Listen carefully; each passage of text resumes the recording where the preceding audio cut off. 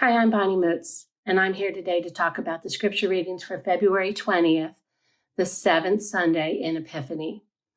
The first reading is Genesis 45, verses 3 through 11 and 15. This is when Joseph makes himself known to his brothers. His brothers were terrified at his presence, but Joseph told them not to be distressed or angry with themselves for selling him, because it was to save lives that God sent him ahead of them. He explained, for 2 years there had been a famine, and for another 5 years there will not be plowing or reaping. God sent him ahead of them to preserve them as a remnant on earth and to save their lives by a great deliverance. He told his brothers to go tell his father they need to come and live in the region of Goshen, to be near him, and he will provide for the family. Otherwise, his family will become destitute. The next reading is Psalm 37, verses 1 through 11 and 39 through 40. Psalm 37 is about trusting God and not worrying about those succeeding around us through evil doings. It's about not wasting energy on those who have more than us. Trust in the Lord and do good, dwell in the land and enjoy safe pasture.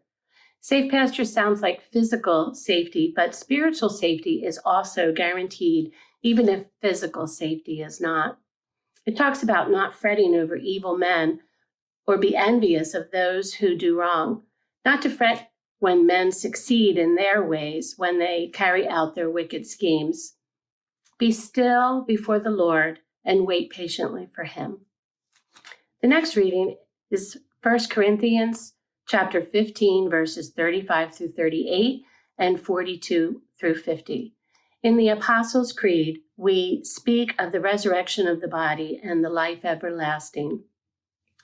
When I read this in my New Living Translation, it was like poetry to me. When you put a seed into the ground, it doesn't grow into a plant unless it dies first.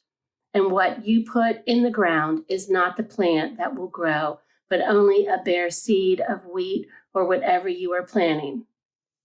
And later it says, it is the same way with the resurrection of the dead. Our earthly bodies are planted in the ground when we die, but they will be raised to live forever. Our bodies are buried in brokenness, but they will be raised in glory. They are buried in weakness, but they will be raised in strength. They are buried as natural human bodies, but they will be raised as spiritual bodies. I just thought that was beautiful.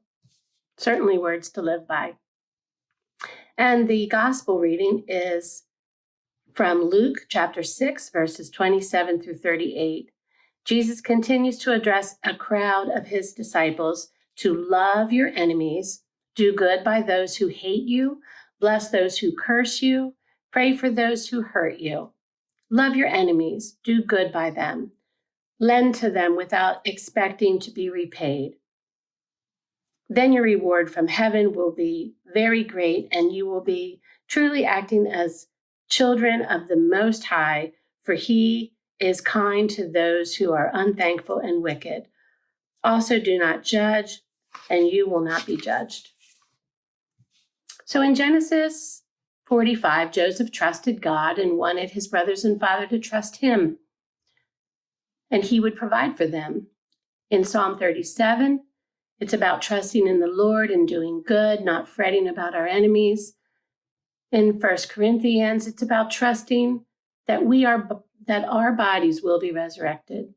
And in the gospel, Jesus is telling us to love our enemies and do good by them. A common thread of trusting and loving. I hope you have a good week.